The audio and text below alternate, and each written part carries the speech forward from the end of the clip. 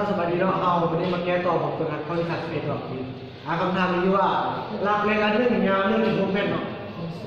ยาว1.6 เมตรเอากำหนดเป็น cm จุ่มลงในอ่างน้ำเกลือที่มีพื้นเพียงและขนาดกับหน้าน้ำเกลือแล้วหลักในการนั้นเนาะใช่ป่ะพ้นมาจากหน้าน้ำเกลือนั้น1.6 เมตรหรือ1.1 เมตรเนาะและมีเงายาว2-3 เมตรจงส่องลงยาวเงาที่อยู่พื้นอ่างนั้นถ้าว่าอัตราหักเศษของน้ำเกลือนั้นเท่า5 กระสอบของสารเอานี่สร้างการของเราคือนี่เป็นหลักเกณฑ์ที่ว่าเขาจุ่มลงน้ำเกลือนี่ก็หลักน้ำเกลือยาวมา1 เมตรโอเอ็มและเราทั้งส่วนดูน้ำเกลือนั้นเหลือ 0.6 เมตรคือโอซีเท่ากับ 0.6 เมตรแล้วเอาไปส่องหา BC เนาะ BC เท่าไหร่คือเอาฮูล BC นี้เท่ากับ CA บวกให้กับ AB ซึ่งว่าเอาเราฮูลเท่ากับ AB เท่าไหร่เนาะคือเราไปส่องหา AB ก่อนเนาะก็ด้วยเราต้องส่องหาไอเท่าไหร่คือ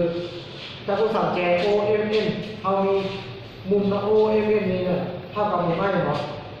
ซึ่งว่าก่อนได้มุมชิ้นไอนี้เท่ากับ OM ส่วนให้กับ FN ซึ่งว่า FN เราจะมาพูดบอกข้าง FN เขาไปส่องหาข้าง FN โดยนำซ้ายหลักเกณฑ์ตะกร้อเราคือคุณบวกกำลังสองของข้างที่ทางเหลือคือข้างสองของแล้วกำลังสองของOM นี่บวกกับ ON เนาะซึ่งว่าเราบวกกันสองข้างนี้คือ OM เท่ากับ1 เหมือนเนาะบวกให้กับ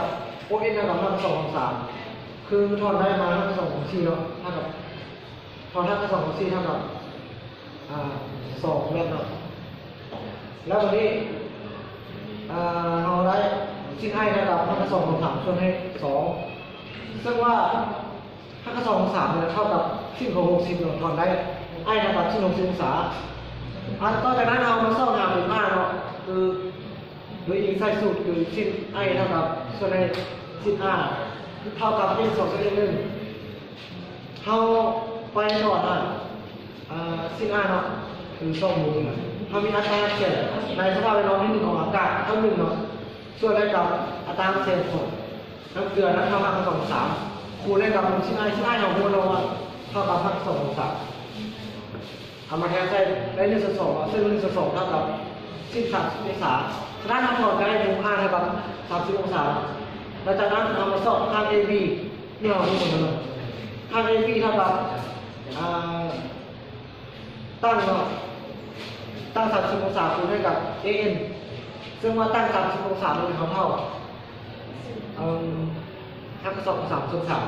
3หลังจากนั้นเรารู้แล้วเอามาแทนใส่